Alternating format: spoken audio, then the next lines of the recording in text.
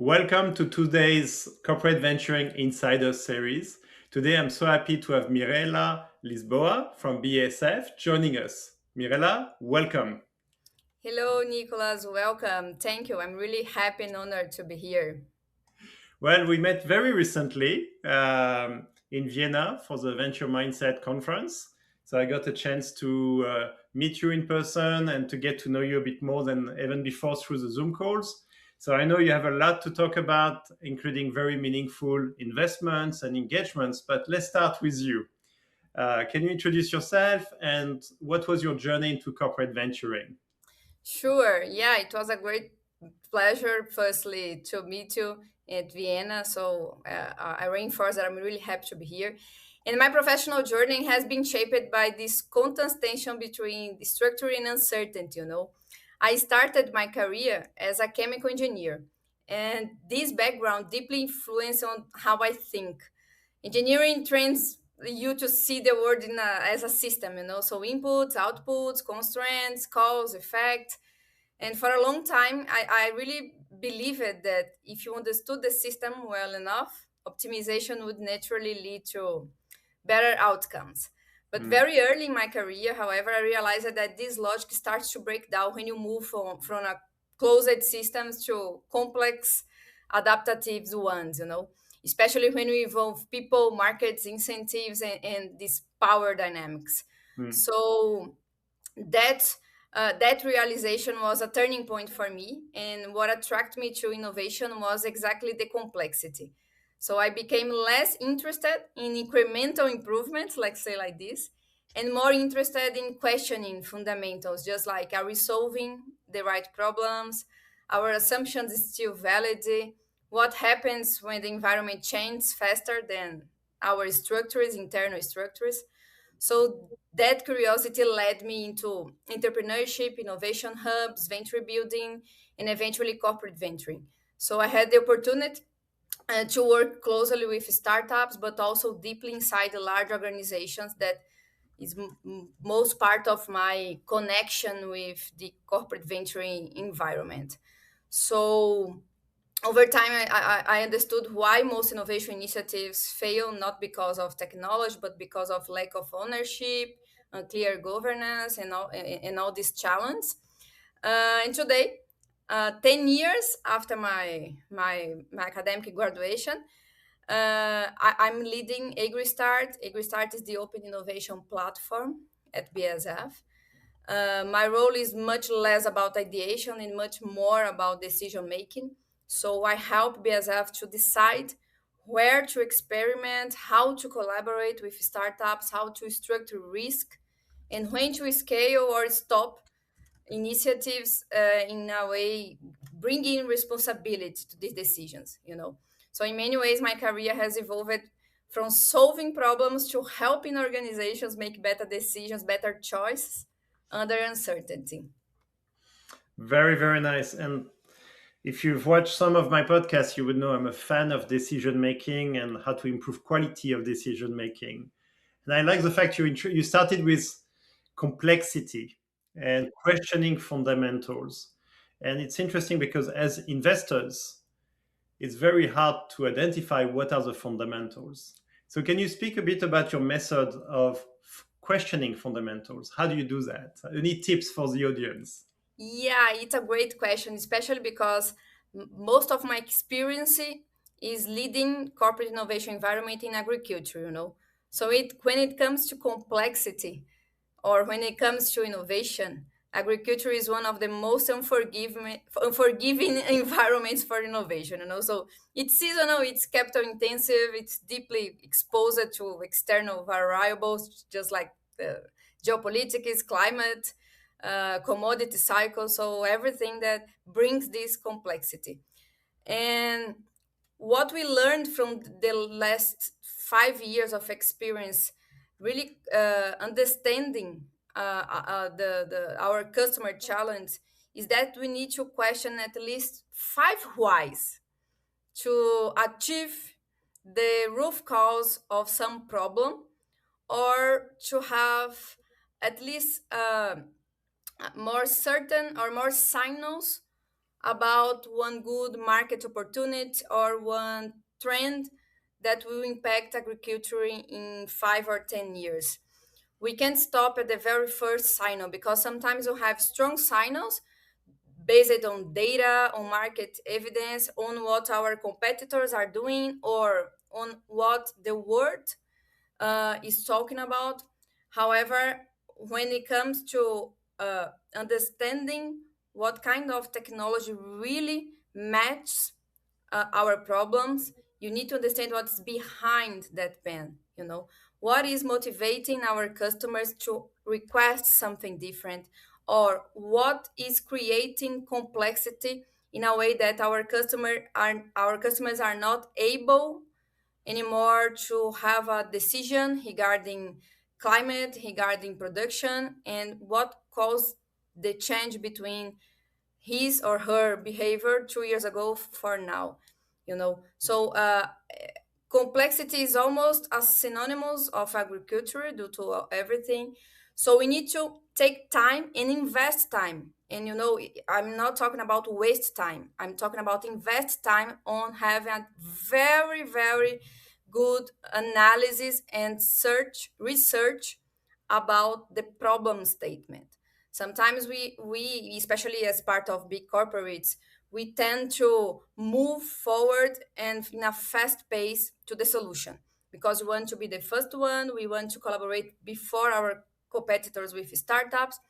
However, what we see is that it's better to invest more time on the problem statement part and understanding what is the real thing that we want to solve with that collaboration, with that co-creation with startups, then to design, to ideate, to create a lot of things that at the end will not solve anything, so it won't bring in any financial impact, neither for us and for the startups that are partnering with us.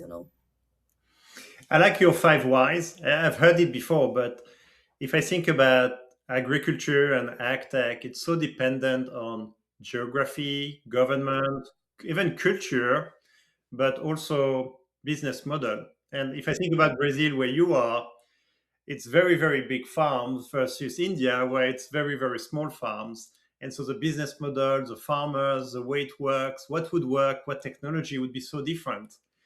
How do you address that for a global company like BASF? Because you're not just looking at one market, you're looking at so many.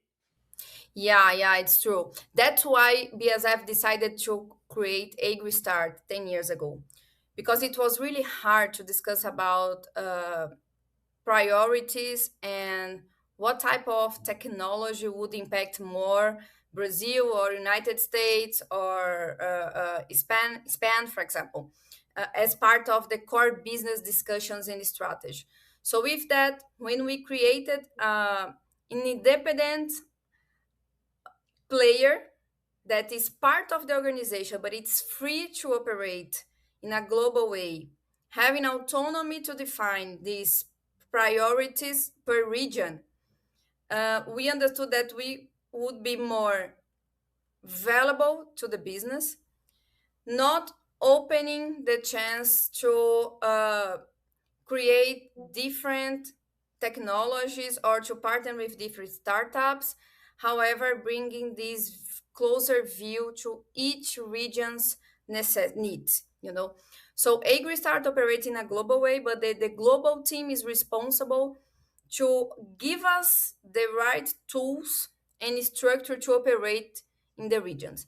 So every year, what I need to provide to my global team, for example, is data and information about what are our main challenge priorities and in what kind of partners we would like to have here in the region. Sometimes our thesis may be the same, for example, the same thesis that Asia is working with because it's a global trend and will impact agriculture in general.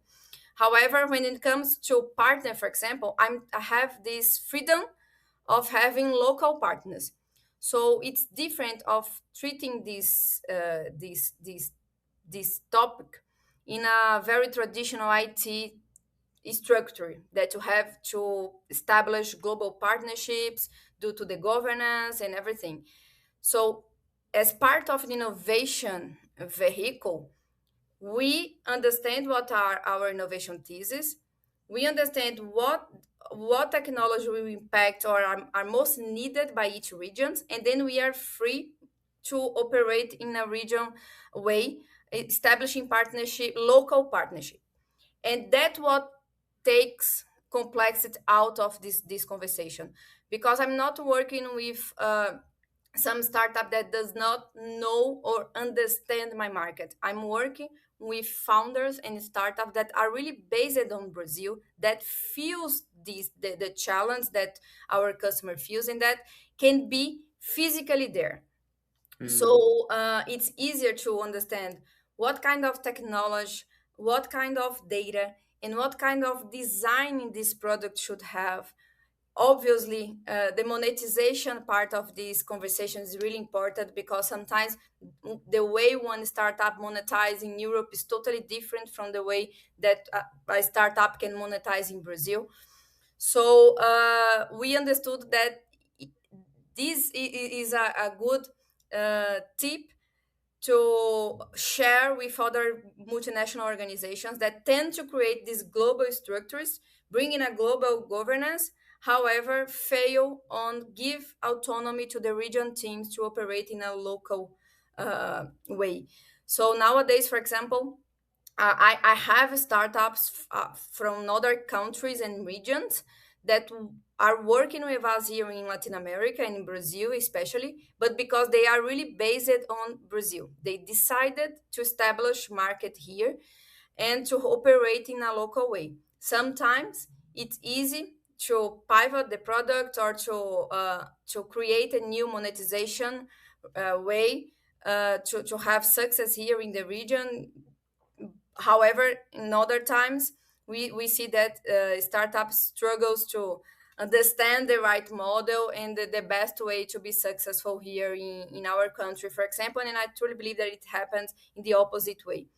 So one thing more is that beyond this topic of having this autonomy to operate in a regional way, we also bring our customer from the very first part of the innovation discussion. And sometimes it's something challenge for the big corporates, because we are used to create everything perfect, and then at the very end of the process we show to our customer, and then surprise is not what our customer needs. So what we learned from the startups experience also is that from the very first part of our discussion or of our study, we will bring the customer to the table to hear from him or her what are their main challenges, what kind of solution they would like to have and that the market is not addressing yet. And then we have 2 or 3 feedback rounds with them alongside the process before having the final product. And I know that sometimes it feels that it's basic because it's innovation book. However, it's not so easy for a big corporate to understand that it's something that really changes the rate of success on innovation projects, especially the ones that enrolls a big corporate and startups. So I want to double click on this global team because it sounds like you bring a superpower in both directions. But one is startups in Brazil where you can help them win outside Brazil. And then one is, like you mentioned, one startup outside Brazil, they decide to come to Brazil and you can help them.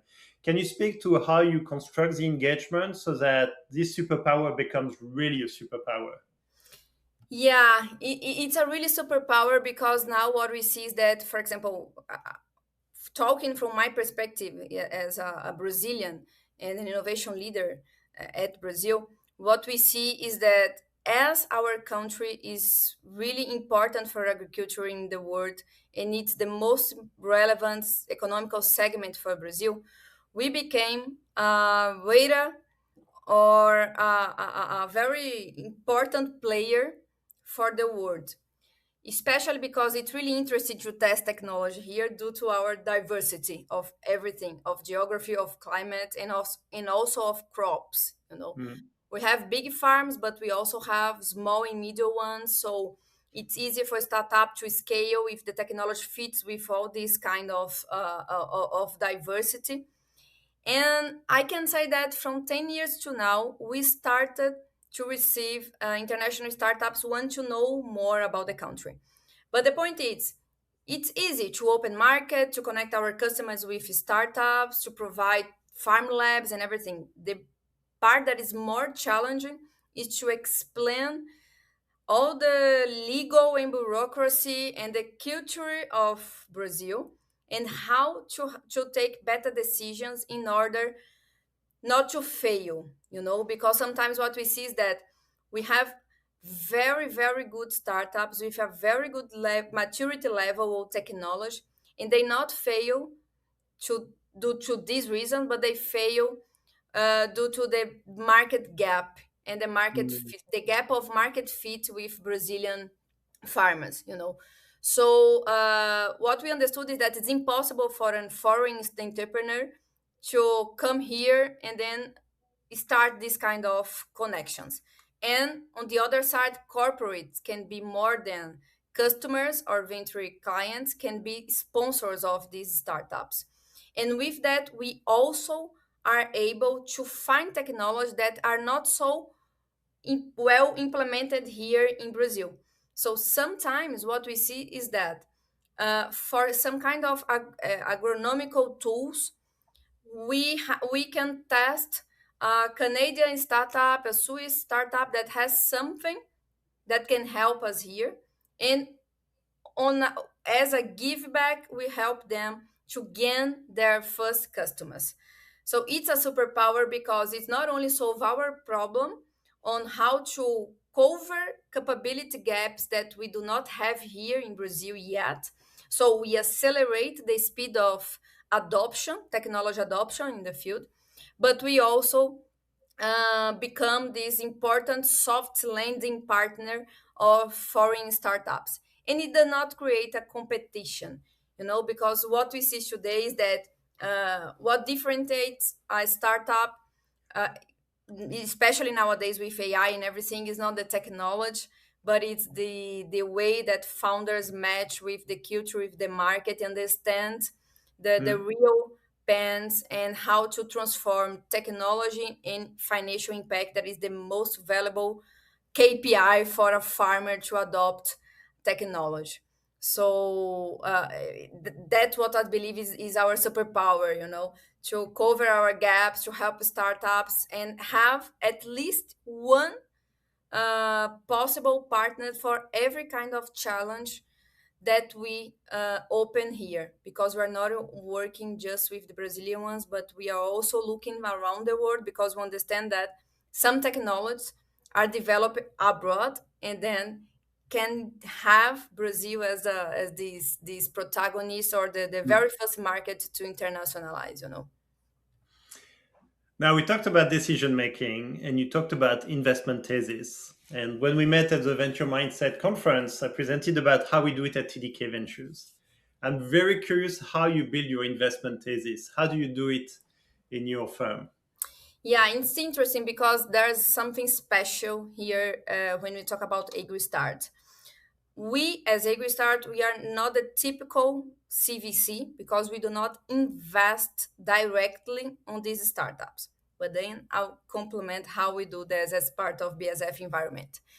As AgroStart, what we tend to be is more a venture client, because, as I already explained it before, our intention is to avoid this innovation theater that is most common with corporates. So from the beginning, we made a very conscious choice. Innovation would only exist if it was anchored in real business problems with clear ownership. So as we operate primarily as a venture client inventory building platform, this means that startups are not invited to pitch abstract ideas, but they are invited to engage with very concrete challenges that business units are already struggling with. So we are really connected and reacting with what our business units are struggling with, And also, obviously, it comes from our customer needs. So this approach forces honesty on both sides, you know. Internally, our teams must be clear about their priorities and commit resources, and externally, startups must demonstrate not only this technological value, but also operational and economic relevance. With that, we do not only test technology in the field, but we understand the market fit. And it becomes far clear in which thesis we should bet for the present and for the future. So we are like an observatory for BASF Venture Capital, sorry, that is BVC. Let's nominate like BVC. So BVC is always observing our movement, what kind of technologies we are testing in the field, what kind of startups are having more success with our customers, because we help startups to commercialize their products. So it's interesting because at least in Brazil the customer acquisition cost for an agtech is really high at the beginning, because it's not so easy to connect with farmers. So when we act as a venture client, we help them to decrease the customer acquisition cost. And then we are observing what kind of technology converts easy than the other. And with that, BVC has more certain or the risk the chance of investing in some startup that may not bring results after the 10 years of investment, of managing the investment portfolio. And what we see is that the innovation theses over here are more connected with financial technologies, digital agronomic technology, and also sustainability innovations that can help farmers to produce better with less environment impact. This kind of technologies really find market here in Brazil, and we can prove it through this experiment track that is part of AgroStart's governance. You know, so we are the very first part of a CVC in which we can understand everything in a real way and also solve BASF's challenge, because some technologies we say, some startups we say that they sell for BASF and they sell with us to the market. So I'm not only proving technology, but I'm testing market fit, and then I can help my CVC to have a better definition on the innovation thesis when it comes to CVC approach. I think there's a golden nugget here, which is a point about you're getting the challenge from your business groups that they are already facing. Yeah. Now, one challenge you must have overcome is most big corporations, they don't want to share the challenge openly that they're struggling with. They don't want to ask for help. They're trying to solve it themselves. How have you managed to get this openness and transparency so that you can then find the right startup that can complement and support and engage with BASF? Yeah, it's a good question, because it was hard on the beginning. It is still hard sometimes, obviously, especially when it comes to a very technical solution or something that is more connected with our portfolio, for example. We need to understand how critical is to open the real opportunity to the market, or if we need to create a kind of sandbox and a virtual persona or challenge to firstly have a look on the ecosystem, and if there are some startups interested on knowing more about what we are talking about. But what we did to make it easier was to establish a very simple non-disclosure agreement with a very simple way to sign it, with no complexity. So with that, we had to bring our legal team to this discussion from the very first meeting, you know, to show them how was difficult to establish these kind of partnerships, because we were not able to talk about it with no one outside the company. And then we created a very simple document based on the most innovative companies here in Brazil. So we did a lot of benchmark to improve our legal process. And now we understand that we are not talking about volume of startups, and it's a different logic of a CVC. We, Mm. we, we need to say that, because we're not talking about volume, but what we do is to have a very good um scouting process in which we can choose, and we always choose from 5 to 10 partners that may be adherent to what we need or to our challenge. And then we have a first talk. We, as the innovation team, we do not put our business team in this first talk with the startups. We talk with the startups, and then we understand this the sensibility of the information that we can open in this very first discussion. And we do that because our main intention is to understand the moment, the maturity of the startup, because sometimes the startup is focusing on other kind of technology or other customer profile, and it's not the best time to partner with BASF, for example. So more than understanding if the startups are ready to go to the market with a very good product, what we want to understand what is behind this, the business environment. And then we get from 3 to 5 partners to sign this non-disclosure agreement, and in a matter of 2 or 3 days they are able to sign it, because there's no complexity. It's just a document that says that what we are talking with them is confidential. They cannot talk about this topic with other player before closing the project with us. And if they want to, and what we see is that they tend to want to partner with a big corporate like BASF that has these organism, innovation organism as AgroStart, because it's easier to dialogue with us than to dialogue directly with the business guys.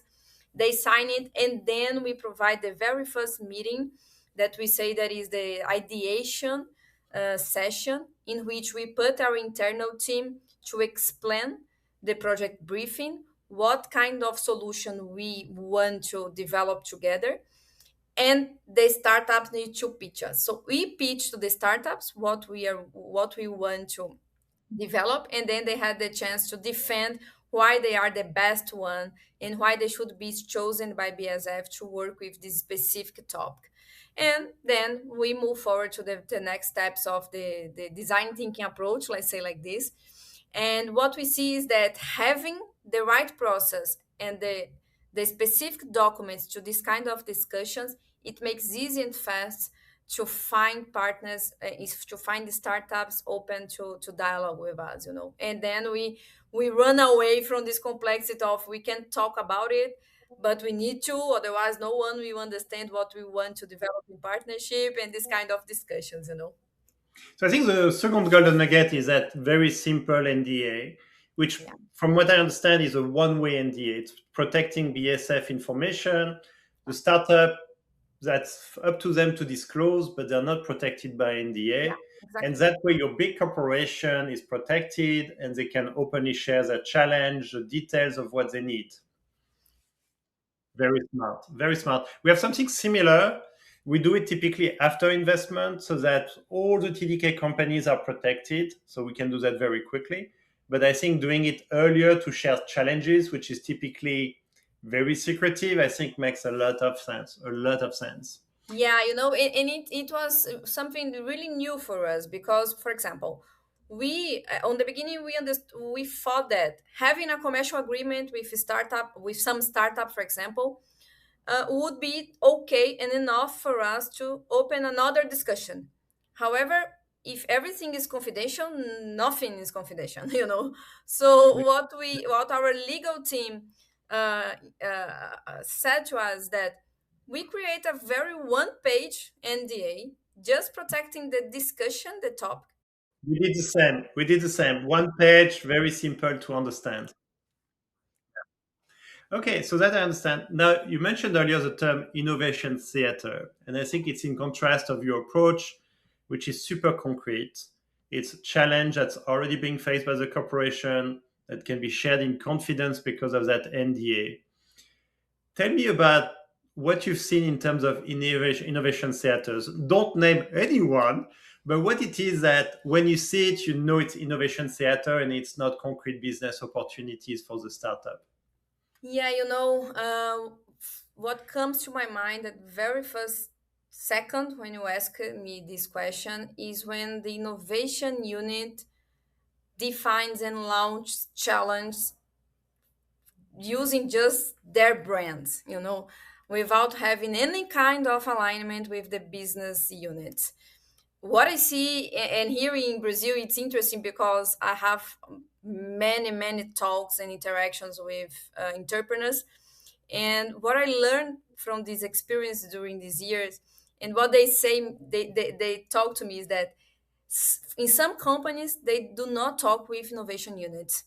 If it's the innovation guys that uh, calls them to some opportunity, they just say no because they had previous experience with this unit and understood that it any kind of activity or initiative moves forward without being demanded by the business unit. So it's the first very innovation theater. The innovation unit established some target and has to launch two, three, four challenges during the year. However, it's not aligned with the business priorities or the business even understand what kind of activities and partnerships the innovation unit can help with. So the innovation unit needs to achieve the target and launch something that no one's need and that at the very second session will fail due to demand gaps. So it's the first lesson of avoiding innovation theater. The second one is not establish the right KPIs from the beginning. You just do because innovation is about doing something. I'm not this leader with my team, for example. I say that the risk is part of the process, but if you know what you want to achieve, what kind of result you want to achieve, what kind of impact this innovation will bring to the business, at least you understand what kind of KPI you need to measure alongside the project and also at the end. So this approach forces honestly on both sides, corporate and startups, because if we are committed with the same KPIs, startups also understand that to scale the partnership and to open other business opportunities, the first one need to bring results, or at least need to bring apprentices. Sometimes you fail and it's part of the process, but you need to understand and to measure also the failure, to have the right answers to the leadership, and then understand how to pivot or how to find another solution that you didn't thought before or you didn't build before with the startup. So what we say now, or what I say is that our success metrics, for example, at AgroStart, are not the number of pilots or demos, but learning, velocity, scalability, and impact on decision making. Sometimes what we say is that for our leadership, for example, is success means scaling a solution. It's okay for a very first KPI, because if we are scaling, is because we proved that the solution brings revenue or brings efficiency or brings a new product, a new marketing. Let's say like this. So at the very first part of the discussion with startups, we put, especially in the technical proposal of our partnership, how we will measure KPIs in order to take decisions about the future of that innovation. And these measures are responsibility of BASF and also the startups. So with that, we also avoid innovation theater. And the third one is living off POC. Wow, we have a lot of corporates that lives from POC results, but when it comes to the startup's perspective, a startup cannot live just with POCs. You know, I No, actually, you can die by POC. yeah, they die due to this reason. And sometimes when when the entrepreneur doesn't say no, they need to reflect on the amount of POCs without second rounds, without scaling and everything. So demonstrate just a number of POCs for me. It's just an activity KPI, but it does not show the impact on the business, the impact on the society. So these three main main points for me are part of the innovation theater. You know. So now I want you to talk because we have entrepreneurs also listening to the podcast. Can you give them some tips about how to address these innovation theaters? So you've helped to identify how they conduct. Their challenge are not even linked to a business need from Mhm. the mothership, but you kind of hinted on how to say no to POCs. Can you give some tips? Yeah, what I say to our startups, what I request from them is to be very transparent on how they are confident about our proposals and also about their moment to focus on what we are trying to develop together, because it needs to have commitment from both sides, you know. So when the startups demonstrate not only technological value but operational and economic relevance, is when I see that the startup is not there just to have one more contract, one more client. Because when it comes from the startup's perspective, the innovation theater is to accept a POC agreement, for example, just to count as one more customer and to talk about that in conference and with investors and everything. So, for example, we do not allow any startup to have our brand on the slide, on the PowerPoint presentations, if we are just piloting something new. We just approve it when we establish a real contract and when we scale the partnership. Because we understand that that's when it's really a co-innovation and a partnership that brings value to the ecosystem, to the market, and needs to be shown to everyone. Before that, we understand that it's not the best time or the best way to approach what we are trying to developing together. So for example, when the startups comes to us asking to put our brand, to show our brand, to showcase our POCs or our piloting in some conference, for example, is when I see that maybe it's not so connected with our intention to avoid the innovation theater. When the startup brings to the table not only the commercial guy, but also the technical one, demonstrate product, discuss with us, and also challenge us, say no, we won't do that. We don't believe that it's the best decision, or we should try something different. It means when the startup brings the discussion, we understand that we are really co-partnering something, you know, because we it's not a supplier customer traditional approach. When it goes to that side, most of the projects do not bring real impact, and our final decision is always not scale to a second phase, or to have a real commercial agreement. However, when the startups sit on our table and then uh, act just like BASF team and innovation team with us, go with us to the market, understanding our customers, listen from them, what are their pains and what kind of solution should be ideally developed to solve their challenge, is when we see that it's a real innovation commitment and not a theater, you know, and not just one more customer to show to the investors, for example. That's a lot, and I like it. Now, and you talked about measuring failure and the value of learning even from failure. But it seems to me that a good metrics is how many POC moves to a real contract. And if it's innovation centers, you would expect nearly nothing.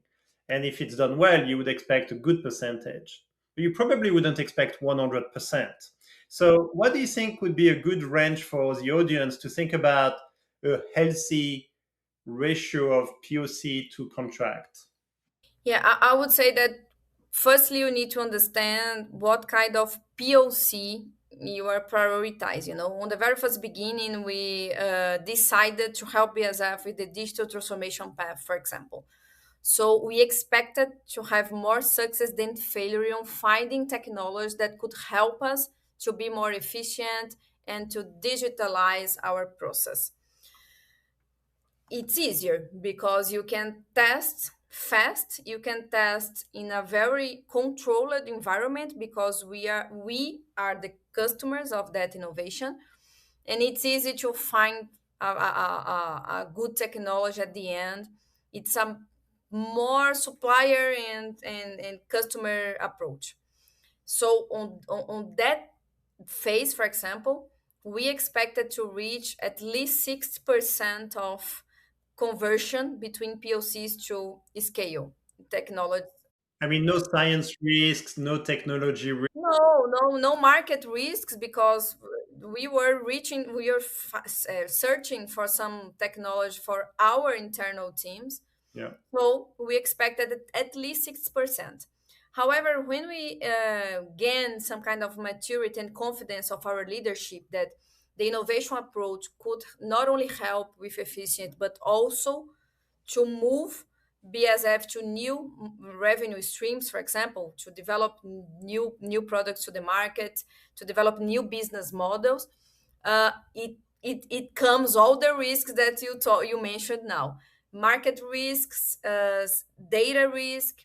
We need to understand the best way to define the business model with the startups because, for example, when we have a connected offer in which we plug a technology with our crop and seeds inputs, we need to understand the monetization, the revenue model of the startup, and if the entrepreneurs are open to create something different, to establish a different price, for example, to plug the solution with our portfolio, and then we can offer the entire solution to our customer as one good and very potent solution. So it's not an easy discussion. And on this middle time, if the startup fails, what we do? For example, if the startup decide to pivot the technology, not offer the specific product to the market anymore, there's a lot of uncertainties on this approach.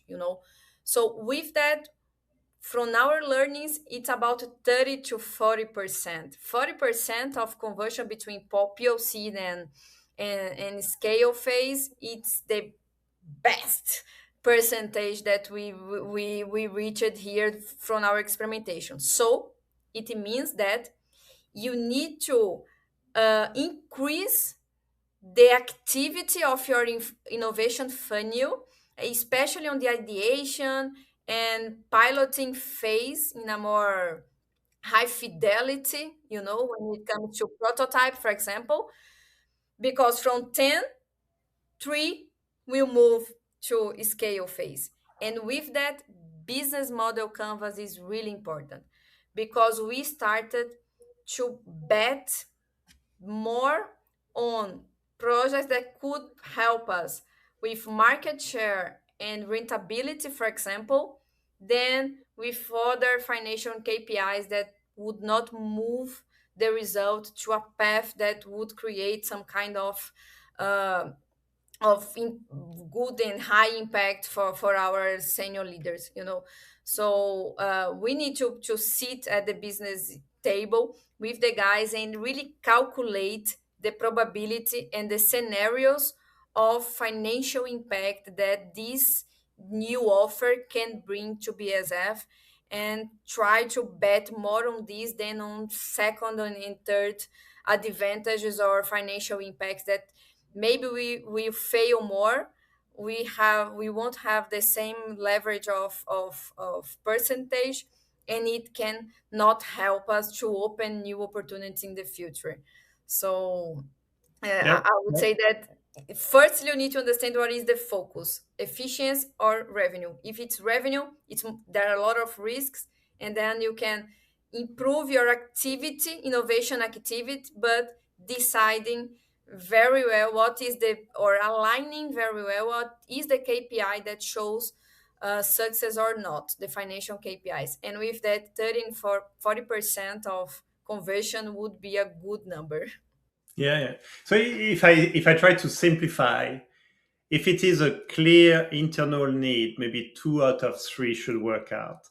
But if you're talking about something which is still very uncertain, even though the challenge is very well defined, maybe 1 out of 3 is the right ratio, which means you need to build the funnel, the pipeline sufficiently big so that you end up with the right amount of startups that make it to the point of delivering on that challenge. Exactly, exactly. Now, let's talk a little bit about your connection with the CVC. So, you said BASF Venture Capital or BVC, because now you're bringing them, your end of the pipeline is the start of their pipeline potentially. So, tell me about how is the connection and how does that work? Wow, it's interesting because we act as this radar and this observator to the CVC. Obviously, that we play a role really important on when we have some they have some kind of discussion, or if they need to decide about investing or not in some startup, for example, when we know that these discussions need to be fast. Most of the times you don't have enough time to really calculate or have a deep discussion with everyone inside the company. You have 2 3 days to decide it. So we act a very important role on bringing this background, on sharing our vision about technology and market fit.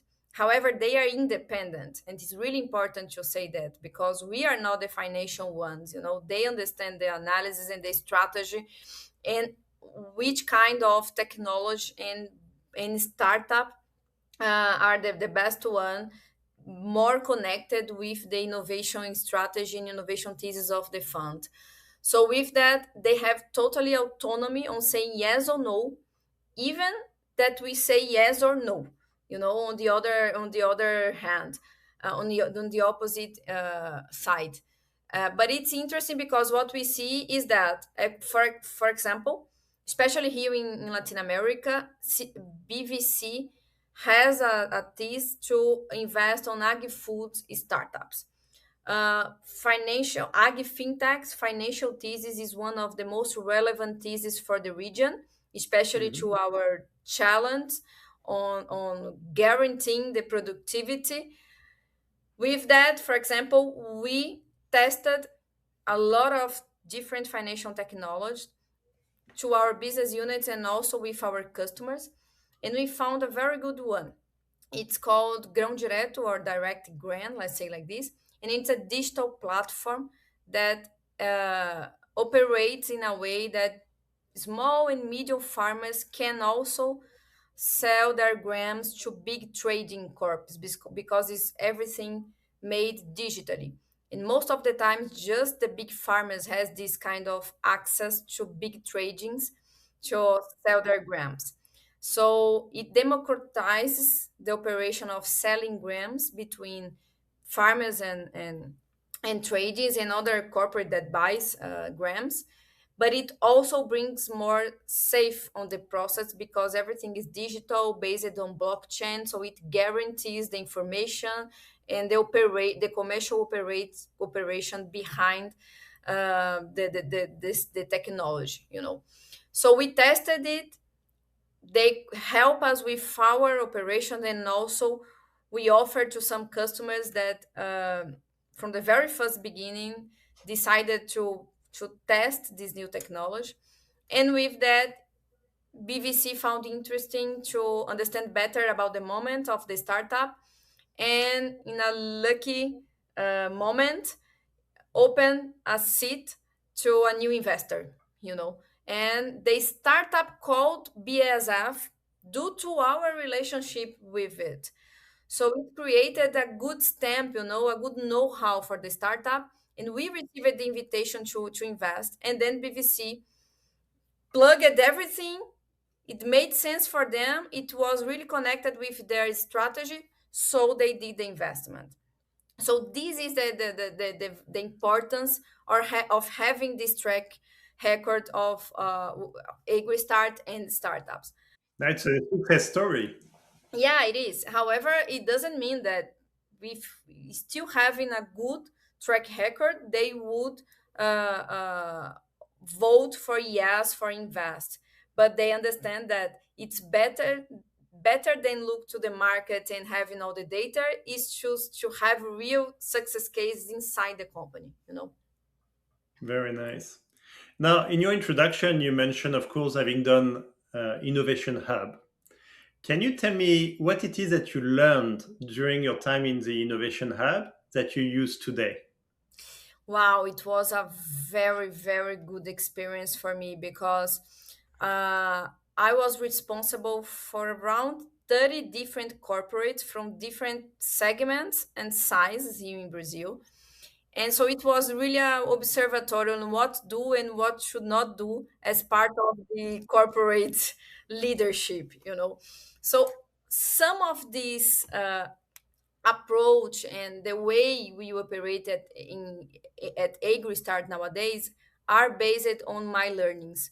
So, for example, this topic on creating an independent innovation vehicle in which we can sit in the frontier of the company, sometimes using the brand of the startup, but sometimes understanding the business needs and also connecting both sides with a very structured methodology and knowing what are the non-negotiable steps of the innovation project are part of my learnings because when I saw corporates just providing pitch sessions, events, conference, connections, it's really important. All of these are really important initiatives for the innovation approach. However, without a structured uh, methodology and people well trained to understand both sides, it's like a scar. You need to connect to close this gap between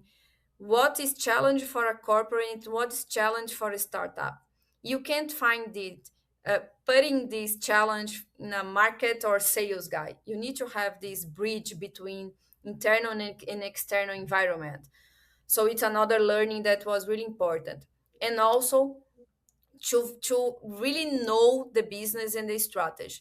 Sometimes I had the chance to be with innovation teams that knew a lot about innovation, about methodology, about startups. But when I did the second question about the business strategy, they were not able to answer me because they thought that I'm innovation, I'm not part of the business. However, you can achieve good results without business. So what I enforce with my team, for example, is that we need to understand the portfolio, we need to understand the numbers, we need to understand the strategy in order to find the best innovation ideas and partners to cover our capability gaps and to help the company to move forward. And also not look just for efficiency. Sometimes what I saw in some innovation companies is that the innovation units start to be forced to prove results and not just efficient results, not about cost but also about revenue. And when you take a lot of time just working with cost and just helping the company to be more efficient, you'll be pushed uh, to bring revenue, to help the company not only with that part, but also with revenue.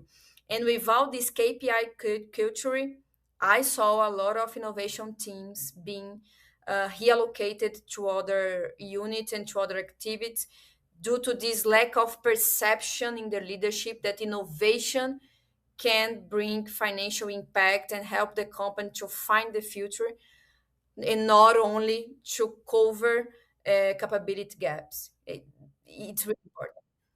I think there is a challenge always. The first challenge is, of course, to link to that business value. The second one is to visualize it. Yeah. And clearly, with what you do, you're linking it from the beginning because of how you define the challenge and how do you visualize it? How do you make sure that the top management at BASF can visualize, can feel it? Not only communicating the final result, but celebrating the very part of the process, especially innovation teams are formed by people who are very open and has a lot of energy to do a lot of things, because we always need to be connected with startups, participating in conference, pitch sessions, demo days, hackathons. So we are very proactivity professionals, workers. And we forget to communicate the results and the impact, or sometimes we think that the only good result is the very last one, the one in which you achieve a revenue, the one in which you scale the project. But we know that when it comes to innovation, especially in agriculture, for example, it's not about 1 year, sometimes about 3 5 years. So if you not design the process to understand what are the very important phases of the innovation project, in which you should define KPIs to be communicated, you won't measure, so you won't communicate, and sometimes you won't have time to reach the final because you'll be charged to show results and you forgot to talk about everything in the past. So Mm. the way I visualize, especially being this position in which I need to understand the strategy to help my team to create a tactical plan to operate, is also to creating these intermediate steps that we should come to the leadership and say, okay, we are committed with the final result. However, we have all these targets to achieve before the final ones. And if we do not reach these targets, obviously we won't be able to go there. So with that, we also create the culture to always review what we did, understand what we need to pilot in or to pivot in order to achieve better results in the future, and create this KPI culture. So I align the KPIs. I share the expectatives with the leadership, and then I'm always coming back from time to time, and we define this time with them to show them the results and to capture their perception. Because as we are talking about medium long term results, everything that changes in the marketing, in the business results, with our customers in the world, and then you need to calibrate their mood and their perceptions also to rearrange the route in order to continue aligning with the business priorities. I love it. I think that the golden nugget for me is you're proposing this intermediate milestones sharing, Yeah. and that drives both transparency and accountability, plus the added advantage to get feedback along the way so you can also adjust over time. So that's actually a really good design. And it's part of understanding that we do not know everything. Because sometimes when we are part of innovation teams, we feel that we know a lot because we are always learning from another experience. We are reading everything and studying a lot about marketing, about trends, impact, innovation impact, and everything. And we also always need to defend ourselves and our results, because we are not always the core business, depending on the situation. So sometimes we avoid feedbacks to avoid risk, but it's better to receive the right feedbacks on the right time in order to continue and not letting everything go down just because you didn't hear what the leadership is thinking now. You just have their perceptions of 3 5 6 months ago. So it's an act of courage also, but it's important. No, no, it's absolutely the right thing to do. You want to build trust with the mothership. You're already doing it at the business group level. In a way, you celebrate with them when you show progress as well. So Mirella, I want to thank you for your time. I think you shared very actionable tips and golden nuggets about how venture clienting can be done in a way that's not just valuable for the business group, but actually valuable for the startups, because they are sure that if they manage to fill the need, there is something at the end of that POC. It's not dying by POC, but success through POC. Yeah. For sure. Very For nice. sure. Thank you again.